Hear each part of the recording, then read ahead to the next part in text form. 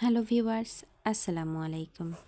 আজকে আমি আপনাদের জন্য নিয়ে এসেছি নতুন একটা রেসিপি, গরুর মাংসের ঝোল। এটা অনেক ঝাল এবং খুব মজাদার হবে। সো চলুন দেখে নেওয়া যাক আজকের রেসিপি। প্রথমে আমি এখানে 5 কেজির মতো মাংস নিয়েছি। মাংসগুলোকে ভালোভাবে টুকরো টুকরো করে কেটে নিতে হবে। আপনি আপনার পছন্দ মতো সাইজ করতে পারেন। এরপর মাংসগুলোকে আমি ভালোভাবে ধুয়ে নিয়েছি।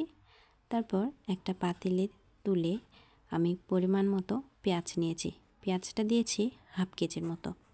তারপর এতে একে একে পরিমাণ মতো লবণ, হলুদ, গুঁড়ো মরিচ, জিরে বাটা, আদা রসুন বাটা এবং দিয়ে দেব আমি 5টা কালো এলাচ।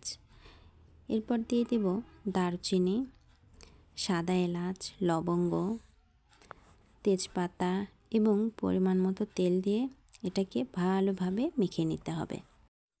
মশলাগুলো দিয়ে মাংসগুলো ভালোভাবে মেখে নিতে হবে। মশলাগুলো যেন মাংসের গায়ে গায়ে লেগে যায়, ঠিক সেভাবে যত্ন সহকারে মাংসটা মেখে দিতে হবে। তো আমি মেখে দিচ্ছি। আপনারা চাইলে এটা 1 ঘন্টা কিংবা আধা ঘন্টার জন্য ম্যারিনেট করে রাখতে পারেন। যেহেতু আমার হাতে সময় কম ছিল, তাই ম্যারিনেট করারও সময় ছিল না। আমি সরাসরি মেখে সামান্য ঝোল দিয়ে চুলায় বসিয়ে দিয়েছি। মাঝে মাঝে পাতিলের ঢাকনা তুলে মাংসগুলোকে দেখে নিতে হবে এবং নাড়তে হবে যাতে নিচে লেগে না যায়। নিচে লেগে গেলে পোড়া পোড়া একটা গন্ধ হবে, আর মেহমানেরা কিন্তু আপনার রান্নার কোনো প্রশংসা করবে না। যাই হোক, আমরা মেয়ে মানুষ, মেয়েদের রান্নার সময় কিন্তু মনোযোগটা রান্নার দিকেই থাকতে হবে, তাহলেই না রান্না সুন্দর হবে, তাই না? যাই হোক, অনেক কথা বলে ফেললাম। এখন আমার মাংসগুলো প্রায় অর্ধেক সিদ্ধ হয়ে এসেছে। এভাবে আমার মতো মাঝে মাঝে মাংসটা উল্টিয়ে পাল্টিয়ে দিতে হবে। নিচের মাংসগুলো উপরে দিতে হবে এবং উপরের মাংসগুলো নিচে দিতে হবে। এতে সবগুলো মাংস সমানভাবে সিদ্ধ হবে।